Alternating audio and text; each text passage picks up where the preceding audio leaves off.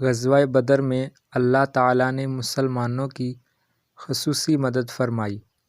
70 رؤسائے کفار قتل ہوئے اور 70 ہی قید ہوئے اور باقی جان بچا کر بھاگ نکلے۔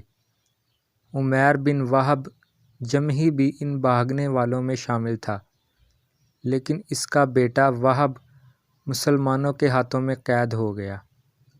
عمیر بن وہب مسلمانوں کا شدید دشمن تھا اور اس نے قبل از ہجرت مکہ مکرمہ کے مظلوم مسلمانوں کو جی بھر کر ستایا تھا اور ظلم و جور کا ہر حربہ ان پر آزمایا تھا۔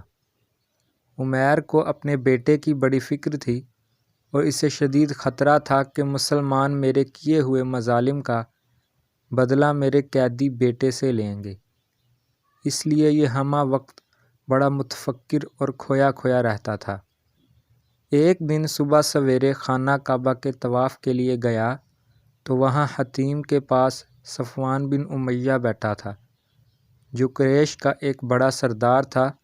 اسے جھک کر سلام کیا اور اس کے پاس بات چیت کرنے کے لیے بیٹھ گیا۔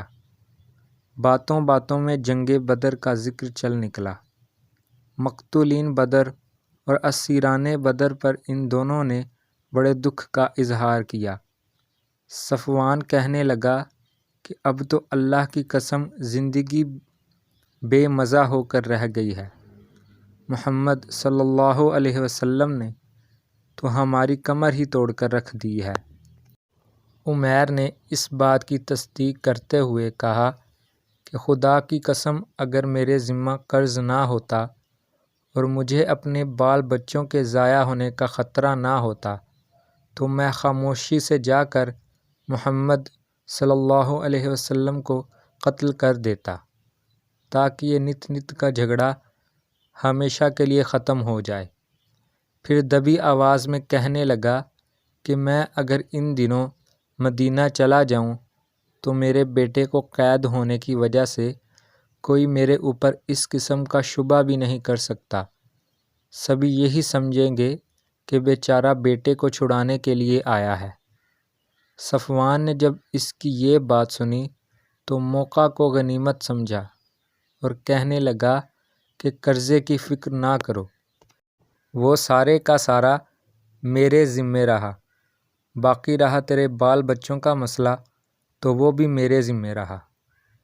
میں انہیں اپنے بال بچوں کے ساتھ ہی رکھوں گا اور جب تک میری زندگی ہے یا ان کی زندگی ہے، جیسے میرے بچے کھائیں گے ویسا ہی تیرے بچوں کو بھی ملے گا۔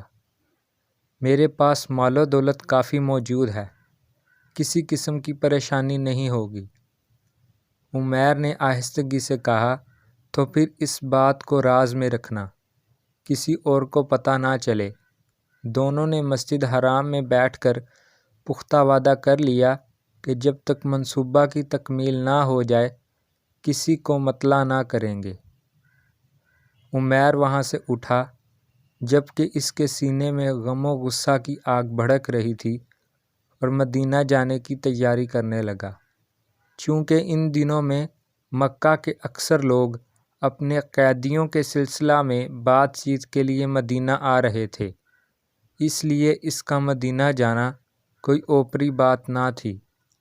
عمیر نے اپنی تلوار کو زہر میں بجھایا، اس کام کے لیے اتنا خطرناک زہر استعمال کیا کہ معمولی زخم سے بھی موت واقع ہو جائے۔ زادے راہ ساتھ لیا، سواری تیار کی اور چل نکلا۔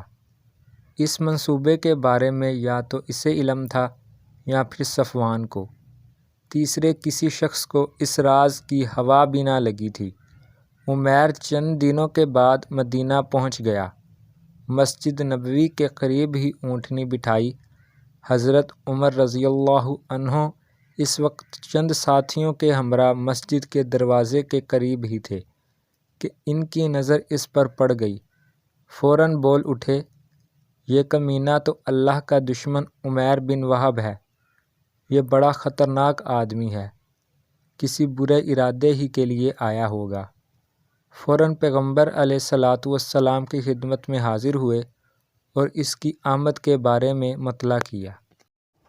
آپ صلی اللہ علیہ وسلم نے فرمایا کہ اسے میرے پاس لے آؤ۔ حضرت عمر رضی اللہ عنہ یہ حکم پاتے ہی فوراً لپک کر اس کے پاس پہنچ گئے اور اس کے گریبان سے پکڑ لیا اور اسے کھینچتے ہوئے پیغمبر علیہ الصلاۃ والسلام کی خدمت میں لائے۔ آپ صلی اللہ علیہ وسلم نے فرمایا، عمر اسے چھوڑ دو۔ عمیر کو آپ نے قریب بلایا تو اس نے آپ کو سلام کرنے کے لیے کہا۔ آپ صلی اللہ علیہ وسلم نے فرمایا کہ اس تمہارے سلام سے اللہ نے ہمیں بہتر سلام سکھایا ہے جو اہل جنت کا سلام ہے۔ بہرحال تو بتا کہ تیرا آنا کیسے ہوا؟ وہ کہنے لگا کہ میں تو اپنے بیٹے وہب کو چھڑانے کے لیے حاضر ہوا ہوں جو آپ کے ہاتھوں میں قید ہے۔ آپ مہربانی کرتے ہوئے ہمارے ساتھ نرمی فرمائیں۔ آپ صلی اللہ علیہ وسلم نے پوچھا، تیرے گلے میں جو تلوار ہے پھر اس کا کیا مقصد ہے؟ وہ کہنے لگا کہ تلوار تو ویسے عادتاً ساتھ لی ہے، اور آپ جانتے ہیں کہ بدر میں یہ تلواریں ہمارے کس کام آئیں؟ پیغمبر صلی اللہ علیہ وسلم نے فرمایا کہ سچی بات بتا، تو کس ارادے سے آیا ہے؟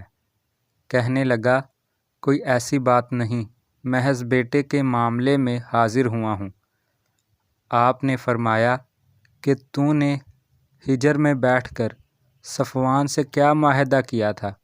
کیا تو نے یہ نہیں کہا تھا کہ اگر میرے ذمہ قرض نہ ہوتا اور بال بچے کی ذمہ داری نہ ہوتی تو میں جا کر محمد کو قتل کر دیتا؟ کیا اس کے جواب میں صفوان بن امیہ نے تیرے سب قرضے کی ذمہ داری نہیں اٹھائی؟ اگر وہاں اور کوئی سننے والا نہ تھا تو اللہ تعالیٰ تو بہرحال موجود تھا۔ عمیر نے جب یہ ساری بات سنی تو اس کی آنکھیں کھلی کی کھلی رہ گئیں، گہری سوچ میں پڑ گیا اور تھوڑی دیر کے بعد بولا، میں گواہی دیتا ہوں کہ آپ اللہ کے رسول ہیں۔ فوراً کلمہ پڑھ لیا اور مسلمان ہو گیا۔ آپ صلی اللہ علیہ وسلم نے صحابہ کرام سے فرمایا، اپنے بھائی کو دین کے مسائل سکھاؤ، اسے قرآن بھی پڑھاؤ اور اس کے قیدی کو بھی رہا کر دو۔ عمیر بن وہب کے اسلام لانے سے مسلمانوں میں خوشی کی لہر دوڑ گئی۔ حضرت عمر رضی اللہ عنہ نے ایک تاریخی جملہ بولا اور فرمایا کہ عمیر جب مدینہ آیا تو اس دن یہ میری نظر میں خنزیر سے بھی بدتر تھا، اور آج جب مسلمان ہو گیا تو مجھے اپنے بیٹوں سے بھی زیادہ پیارا ہے۔